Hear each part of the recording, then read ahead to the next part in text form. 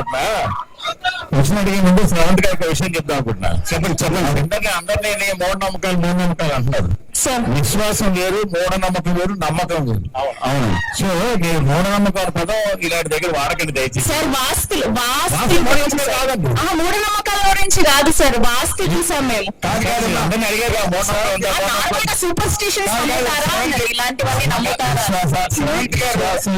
శ్రవంత్ గారు, మూర్తి గారు చెప్దాం అనుకుంటున్న పాయింట్ ఏంటంటే, చెప్పండి. మీరు మూఢనమ్మకాలను నమ్ముతారా అని అడుగుతున్నారు. అవును, మూఢనమ్మకాలు కాదు నమ్మేది. మీరు జాతకాలు నమ్ముతారా, లేకపోతే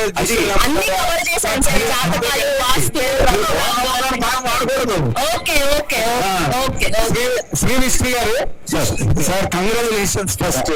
అంటే చాలా అరుదైన కలయిక మీరు ఇప్పుడు ఈ సంవత్సరం. వరుసగా మీరు అన్ని ఈవెంట్స్ వన్ బై వన్ వెళ్తున్నాయి. మీరు బేసిక్ గా ఈ జాతకాలు అవి నమ్ముతారండి? అంటే బాగున్నప్పుడు మనం పట్టించుకోవాలి, బాగున్నప్పుడు ఏదైనా దెబ్బ అయినప్పుడు ఏంట్రా అన్నప్పుడు నేను మేసాలు లెక్కెట్టారు అంటారు. ఎవరో ఒకరు పక్కన చెప్తారు కదా, అప్పుడు అందరిలాగే మీరు కూడా. ఇప్పుడేంటి మీ స్టార్స్ అవన్నీ బాగున్నాయా?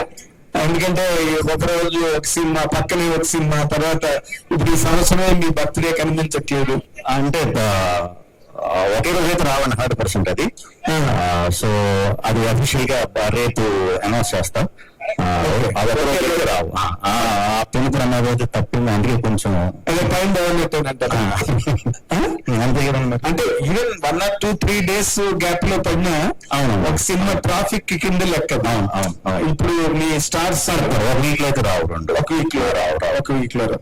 కాకపోతే డైరెక్టర్ గారు మీరు విష్ణు విన్యాసం సినిమా పెట్టి అక్క బొక్క అని ఆ మాటలు అవన్నీ కూడా అవి అసలు కల్చర్ ఇట్ ఈస్ అండి. నార్మల్ గా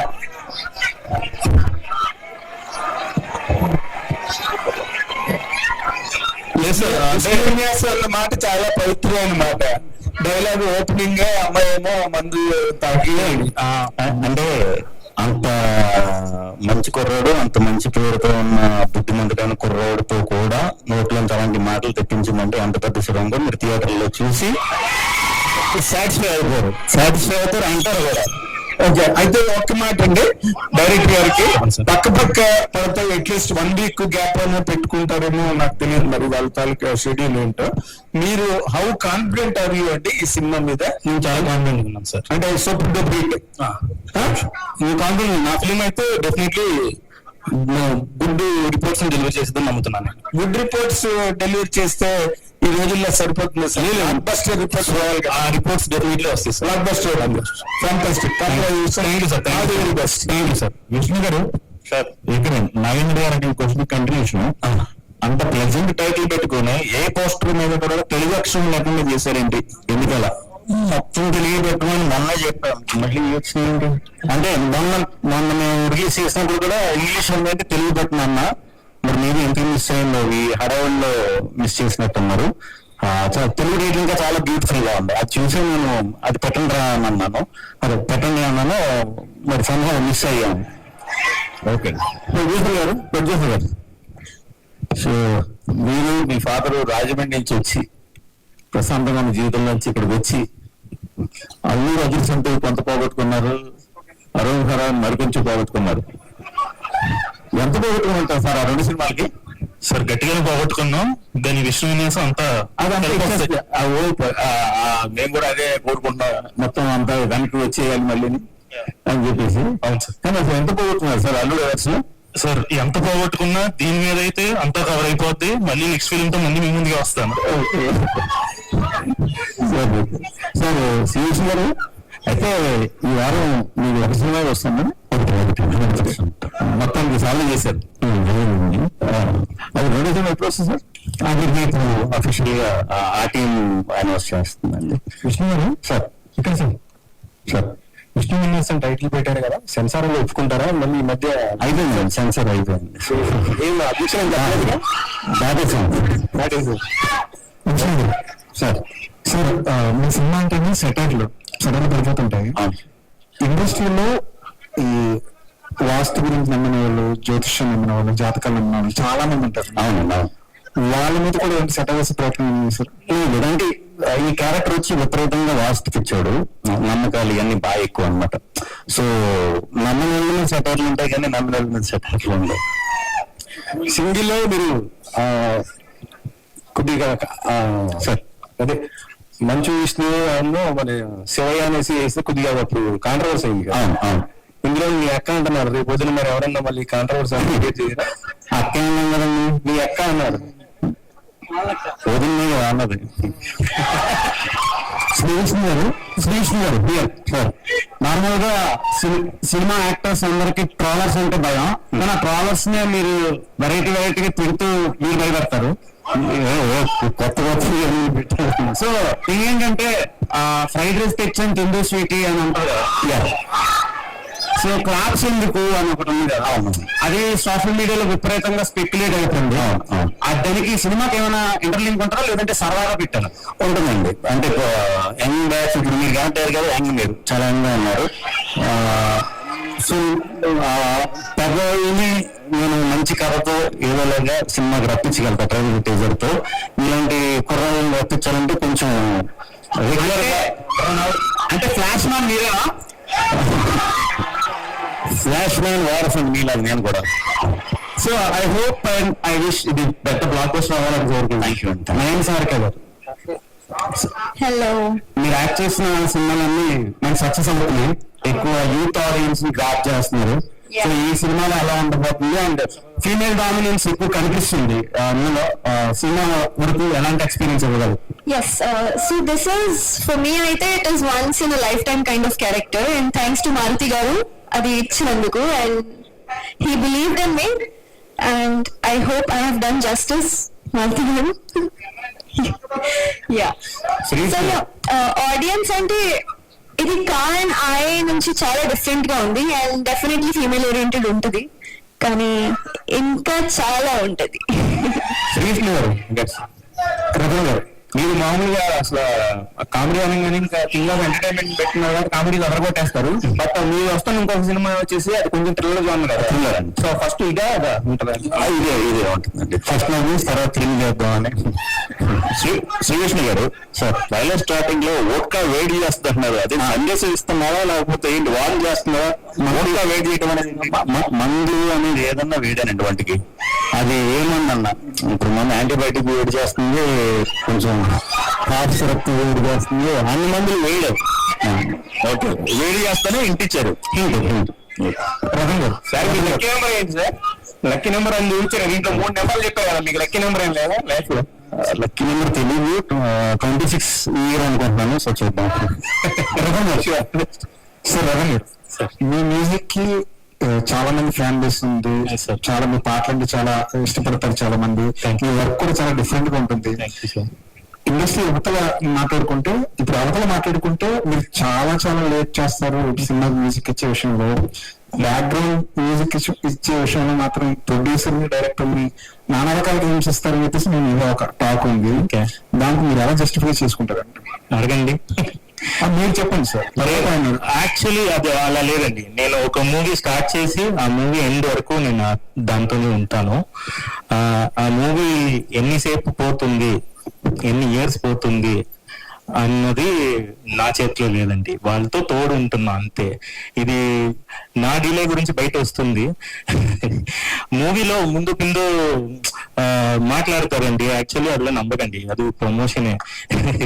యాక్చువల్లీ ఒక సాంగ్ చేయడానికి 1 వీక్ పైన పోతే ఒక మ్యూజిక్ డైరెక్టరే కాదండి, నేను 1 వీక్ పైన తీసుకోను ఏ మూవీకు. ఈ మూవీలో కూడా ఒక మెలడీ సాంగ్ అక్సెప్ట్ చేస్తారా లేదని భయంతోనే ఇచ్చాను. ఎందుకంటే మెలడీస్ ఇప్పుడు చాలా తక్కువ వస్తుందండి. అలా ఇచ్చినప్పుడు మారుతి గారు చేసినది ఒక 45 minutes లో ఒక సాంగ్ చేశాము. చేసి ఇది నచ్చుతారా అన్నట్టు అడిగినప్పుడు ఇదే మన సాంగ్ అని చెప్పారు. దాని గురించి నా దగ్గర ఒక అట్లీస్ట్ ఒక 20 minutes మాట్లాడారు. ఒక సాంగ్ బాగా ఉంది అని విష్ణు గారు. మూవీకి వెనకాల ఎంతసేపు వాళ్ళు ఒకరొకరు తీసుకుంటున్నారు అనేది వాళ్ళకి మాత్రమే తెలుసు. బయట రూమర్స్ కూడా వస్తుంది, మనం అది పట్టించుకోకూడదు. ఎందుకంటే ఏదైనా సార్ హేమంత్ సార్ మీద కూడా వచ్చింది, నా మీద వస్తుంది, మీ మీద వస్తుంది, మీరు మ్యూజిక్ డైరెక్టర్ అవ్వాలి, మీ మీద వస్తుంది. విష్ణు గారు వన్ థింగ్ అబౌట్ దిస్, ఈ మూవీ కోసం వెనకాల మూవీ బాగా రావాలని కష్టపడిన మొదటి వ్యక్తి విష్ణు గారు. నేను చూస్తున్నా, బ్యాక్ లైన్ చూస్తున్నా ఎంత ప్రయత్నం చేస్తున్నారు. ఒక టీజర్ కి, ఒక ట్రైలర్ కి మారుతి గారు అంత ఎఫర్ట్ పెడుతున్నారంటే అంత ఐడియాస్ అతను ఇస్తున్నారు. నేను అతన్ని సాఫ్ట్ గా చూసి నేను కొంచెం డిఫరెంట్ గా మాట్లాడుతున్నానని తప్పు అనుకోండి. నేను నిజాయితీ హానెస్ట్ గా మనసు నుంచి మాట్లాడతాను. హీరో సార్ అలా లేదు, నాకు Vishnu garu as a technician he's a very great guy. నేను చూసాను ముందు ఎలా విష్ణు గారు స్టార్ట్ చేశారు, ఇప్పుడు ఎలా వైబ్ అయిపోయారు అని.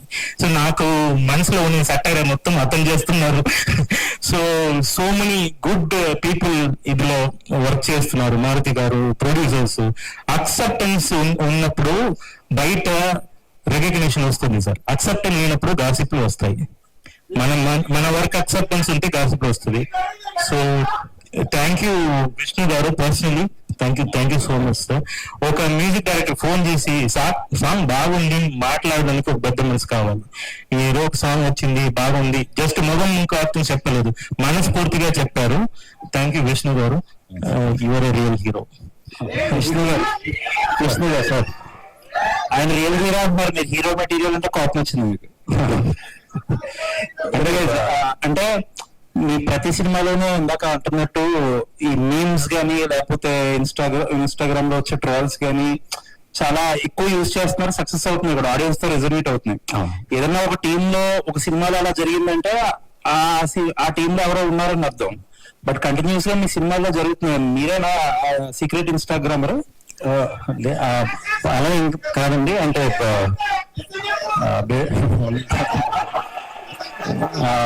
బేసిక్ గా నేను చేసి అన్ని కూడా ఇప్పుడు ఇలా కుర్రాల నుంచి వచ్చిన క్యారెక్టర్లే కాబట్టి ఎక్కువ రిలేట్ అవడానికి ఈజీ అవుతుంది. కాబట్టి ఆ కనెక్ట్ అయ్యే వరకు కూడా సరైన టైమింగ్ లో వాడుతున్నాం అండి, అవి వర్క్ అవుతున్నాయి. అంటే ఇదంతా ఈ మెటీరియల్ గ్యాదర్ చేసేది ఎవరు అని చెప్పి టీమ్ అండి. ఇప్పుడు ఏ డైరెక్టర్ తో వర్క్ చేస్తే ఆ డైరెక్టర్ తో నాకు కథ చెప్పి 2 years అయింది. కథ చెప్పి అప్పటి నుంచి రెగ్యులర్ కలుస్తూ ఉంటాం కదా. సో ఎప్పటికప్పుడు అప్డేట్ అవుతా, ఇది ఇలా కాదు, ఇలా చేద్దాం అనే టైంలో ఇలాంటి సెటైర్ కూడా ఆటోమేటిక్ గా వచ్చేస్తుంది. నేను కూడా ఇప్పుడు ఫుల్ సెటైర్ లో రెడీ చేసేసారా? ఇంకోటి, మీ కెరియర్ స్టార్టింగ్ నుంచి చూస్తే డిఫరెంట్ జోనర్స్ చేసుకుంటూ వచ్చారు. బట్ ఎక్కువ కమర్షియల్ సక్సెస్ అంటే మీకు ఈ కామెడీ జోనర్ లో ఈ మధ్యకాలంలో సింగిల్ అయితే ఏంటి, అదే మీకు కెరియర్ బిగ్గెస్ట్ హిట్లు. బట్ ఇలాంటి టైంలో కూడా ఒక డిఫరెంట్ సబ్జెక్ట్స్ తీసుకోవడానికి ఏమైనా భయం వేస్తుందా? అంటే నాకు ఈ జానర్ లో షిఫ్ట్ అవ్వటానికి ఛాన్స్ ఇచ్చి నాకు క్రెడిబిలిటీ ఇచ్చింది నాకు డిఫరెంట్ సినిమా. ఏదో డిఫరెంట్ సినిమా చూసే ఆడియన్స్, కొంచెం కమర్షియల్ సినిమా చూసే ఆడియన్స్ కన్నా తక్కువ ఉన్నా కూడా వాళ్ళే నాకు ఇచ్చింది క్రెడిబిలిటీ. సో వాళ్ళని కూడా మాక్సిమం మంచి కథ, డిఫరెంట్ కథ దొరికినప్పుడు ధైర్యంగా చేసేస్తానండి. డౌట్ అయితే ఉండదు.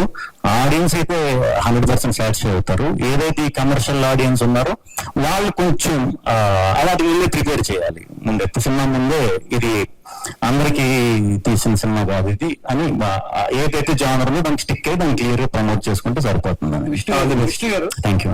విష్ణు గారు, మాకు బయట చూస్తే మామూలు విష్ణు కానీ తెర మీద చూస్తే ఆ విన్యాసం అనేది చాలా అద్భుతంగా ఉంది. ఆ టైమింగ్ కావచ్చు అంతా కూడా. అసలు ఆ స్క్రీన్ ట్రాన్స్ఫర్మేషన్ అనేది బయట విష్ణుకి ఒకసారి యాక్షన్ చెప్పగానే కుర్రాళ్ళకి ఏం కావాలో ఆ టైప్ లో వెళ్ళి చేయడం అనేది ఒక డైరెక్టర్ కి సరెండర్ అవుతూ ఆ ఫన్ క్రియేట్ చేయడం అనేది సో ఎలా మేనేజ్ చేస్తారు? సో యూత్ లో ఉన్నటువంటి పాయింట్ ఎలా క్యాచ్ చేస్తుంటారు? నేను యూతేనండి. సో ఏం లేదండి, అంటే తెలియదు అది. వన్స్ మా యాక్షన్ అయిన తర్వాత కొంచెం అన్ని మర్చిపోవటం అలవాటు అవుతుంది బాగా. సో ఆ ఫ్లోలో చేసేయటమే. ఫస్ట్ నుంచి కూడా ఎంటర్టైన్మెంట్ కాకుండా వేరే జానర్లు చేసినా కూడా కొంచెం బయట ఎలా ఉంటానో స్క్రీన్ ఎలా ఉంటాం చాలా మంది ఇలాగే అడిగేవారు. మేబీ అదే యాక్టింగ్ కదండి, అదంతే. అంటే ఇలా 2-3 సినిమాలు అంటే సామాజికంగా ఉన్న సినిమాలు ఇవన్నీ వచ్చాయి, ఒక టైప్ ఆఫ్ ఒక ఎంటర్టైన్మెంట్ వేలో తీసుకెళ్తాయి. సో ఇలాంటి 2-3 సినిమాలు వరుసగా చేసుకుంటూ వెళ్తే మీకు మూమెంట్ రావచ్చు, చూసే ఆడడానికి ఒకసారి చూస్తే చూస్తే బోర్ కొడుతుంది. అంటే ఇంకా చేంజ్ ఎవరు ఎలా కోరుకుంటారో, ఎలాంటి కథలతో ఆడిని ఇంటరాక్ట్ చేయలేము. ఇప్పుడు సామాజిక చూసామంటే బ్రదర్ సిస్టర్ లవ్ స్టోరీ అండి అది. అంటే వాళ్ళు ఒక పెళ్లి అయితే వాళ్ళిద్దరు బ్రదర్ సిస్టర్ అవుతారు, అది డిఫరెంట్ స్టోరీ, దాంట్లో ఎంటర్టైన్మెంట్. సింగిల్ వచ్చేసి యాంటీ క్లైమాక్స్. తెలుగులో యాంటీ క్లైమాక్స్ ఎమోషనల్ గా తీసిన సినిమాలు హిట్ అయినాయి కానీ ఎంటర్టైనింగ్ గా తీసిన సినిమాలు ఎప్పుడు చేయలే, అది కొత్తదే ఆడియన్స్ కి. ఇది అలాగే ఒక కొత్త పాయింట్ అంటే కంప్లీట్ కొత్త పాయింట్. ఎంటర్టైన్ అవుతానే ఒక మంచి కథ, అందరికి హత్తుకునే ఒక కథ ఓపెన్ చేస్తాం. కథ ఉంటేనే ఎంటర్టైన్మెంట్ చేయాలని, లేకపోతే ఎంటర్టైన్మెంట్ చేయడం చాలా కష్టం అన్నిటికంటే. డైరెక్టర్ గారు అసలు ఒంగోలు, మీరు ఇందాక ఒంగోలు గీతం లాంటి పురోడు డైరెక్టర్ గా వస్తున్నాడని చెప్పేసి హీరో గారు అప్రిషియేట్ చేశారు. ఒంగోలులో ఉన్నటువంటి పదాలను వాడి భయపెట్టారు, ఆ పదాలు ఎలా ఆడియన్స్ తీసుకుంటారు అని చెప్పేసి ఇందాక విష్ణు గారు చెప్పారు. అసలు ఏంటి ఒంగోలు నుంచి ఆ వర్డ్స్ ఎలా ఉంటాయి, దానికి సంబంధించినటువంటి తాలూకు ఎలా ఎంటర్టైన్మెంట్ అవుతుంది ఆ బాగా. ఇప్పుడు టీజర్ లో చూసారు కదా సార్, కొంచెం ఆ కైండ్ ఆఫ్ ఎంటర్టైన్మెంట్ ఉంటుంది. సో అంటే అక్కడ చిన్న లాంగ్వేజ్ ఉంటుంది, ఇప్పుడు చిన్న ఫ్రస్ట్రేషన్ వచ్చినప్పుడు కానీ మనం మాట్లాడేటప్పుడు కానీ, సో ఆ కైండ్ ఆఫ్ పదాలు వస్తుంటాయి కాబట్టి అలా ట్రీట్ చేశాను. సో అది సార్. మారుతి గారు, so first of all congratulations, చాలా బాగుంది, ఇంట్రెస్టింగ్ గా ఉంది టీజర్ చూసినప్పుడే. డైలాగ్స్ ఎవరెవరికి ఎంత కరెక్ట్ గా తగలాలో అంత కరెక్ట్ గా తగిలేటట్టు ఉన్నాయి. Huge congratulation for whole team. అయితే సార్ ఇలాంటి ఒక ఎంటర్టైనింగ్ ఫిలిం వస్తున్నప్పుడు the length also matters. So already censor అయిపోయింది అంటున్నారు కాబట్టి what is the duration of the film? Teaser censor అయిందండి. Okay, teaser censor fine. అయితే ఓవరాల్ గా మీ సినిమాని ఎంత డ్యూరేషన్ లో ప్రెజెంట్ చేయాలనుకుంటున్నారు? అంటే చాలా షార్ట్ అండ్ స్వీట్ లో ఉంటుంది ఫిలిం. సో ఫిలిం కి ఎంత లెంత్ నీడ్